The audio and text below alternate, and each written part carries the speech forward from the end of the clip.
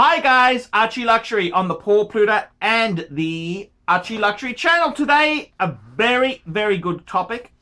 It's a paid review and it's for Paul. Another review request. Can you please help me decide on which simple dressed watch wins?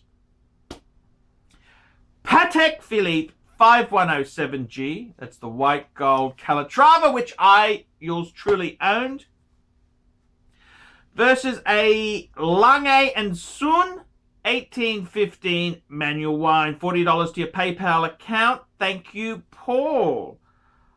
Oh my God. I tell you what, you get these questions in, and when it really tugs at your heartstrings, it really starts, the cogs and gears in your brain start to process. And I gotta tell you, what a wonderful choice to make there. What would I choose? And they're a little bit different pieces. It's interesting you're comparing the two. The Patek Philippe 5107, of course, is a automatic, so it's not a manual wind, it's an automatic. This was a series of watches that came out in the early 2000s. The 5107 was the Calatrava, which was famous for having crown guards, because the Calatrava is obviously a dress watch, and it had the crown guards. This was a very early 2000s accent. The other famous watch which had crown guards, which came out at the same time, was the 5110 World Time, which I actually happen to own one example of. The 5107G, that's the white gold version. What do I think of it? What do I think? Look, it's a beautiful three-hand with date, minute, hour, seconds, and a date. Probably one of the most beautiful representations of modern Patek Philippe.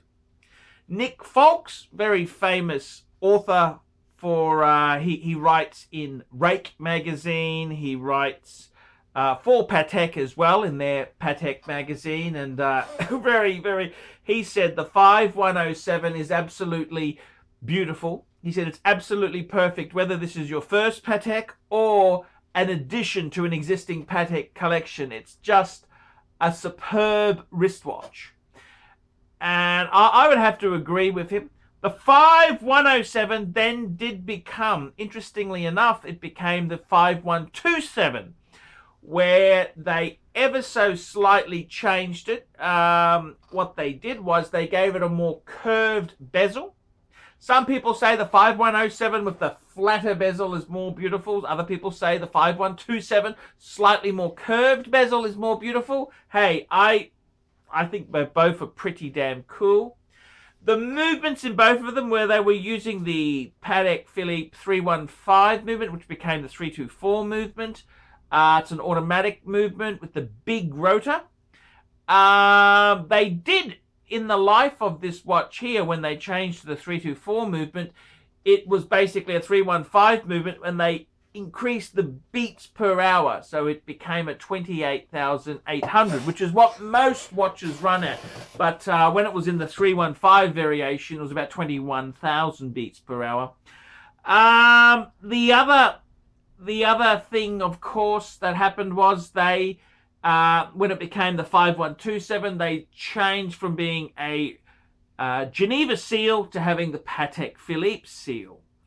But I mean, look, I think any 5127 or 5107, absolutely stunning, absolutely beautiful.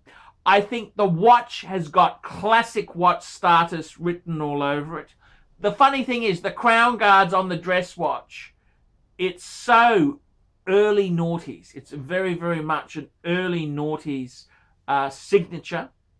And sadly, Patek Philippe have actually removed the crown guards from the World Time and also from their carry-on. The 5127 then sort of became, some would say, well, it became the 5227. That was the officer's hinged watch. Other people would say, well, it kind of died out in the 5296 sort of took over from it there. So it's a bit of a debate as to which way you focus there, but they did drop it. So it is a very, very interesting nod to that time. And early 2000s, the new millennium, they were looking at, you know, that was a very interesting time indeed. It feels like yesterday, and that's how Patek handled that solution.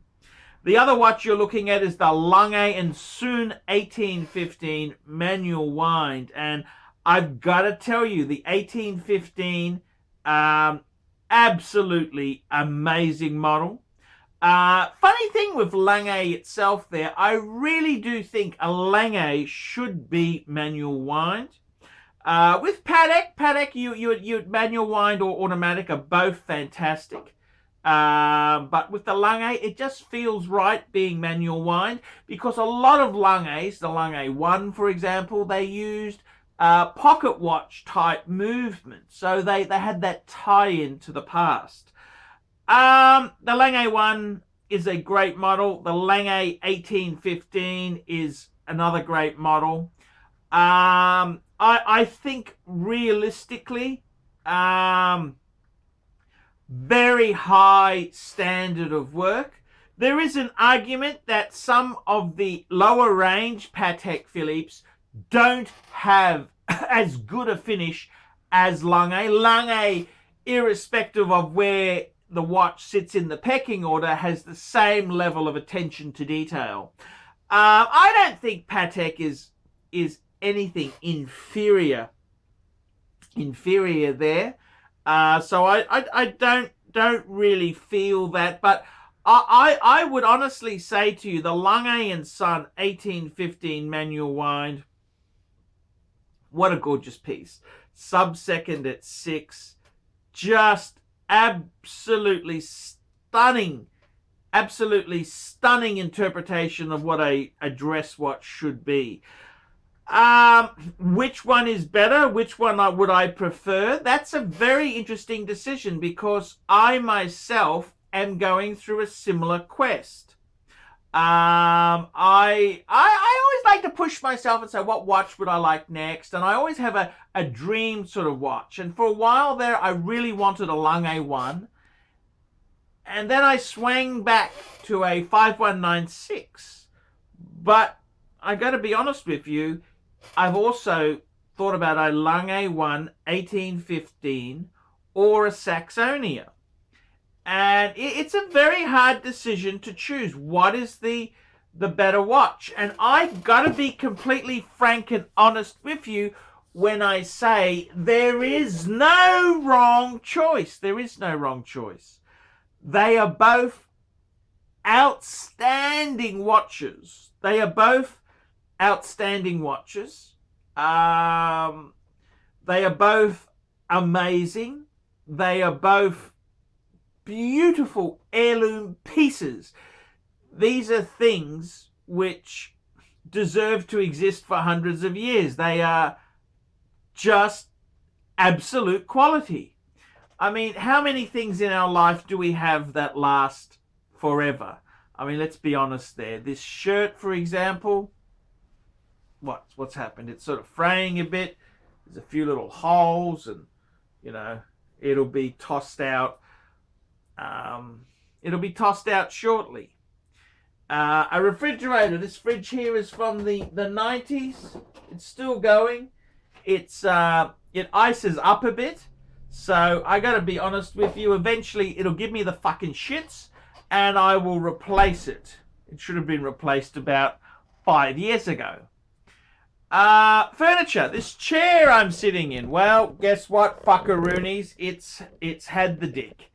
It's busted at the back. It's not worth repairing. I will throw it out next curbside collection when I can grab another chair that someone else throws out, and I'll put this piece of shit in its place.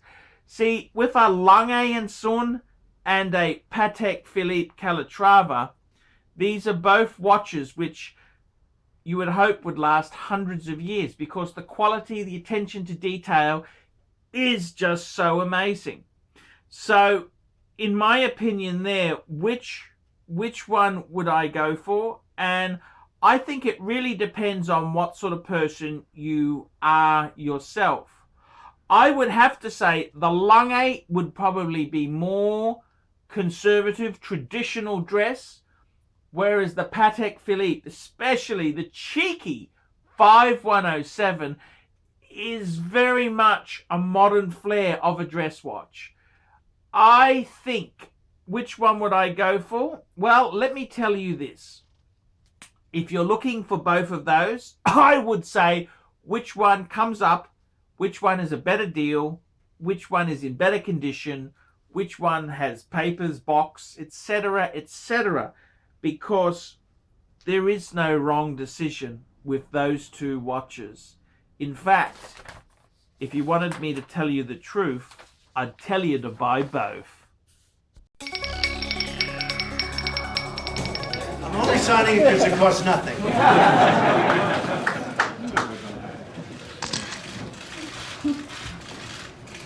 So this is the congratulations to everybody.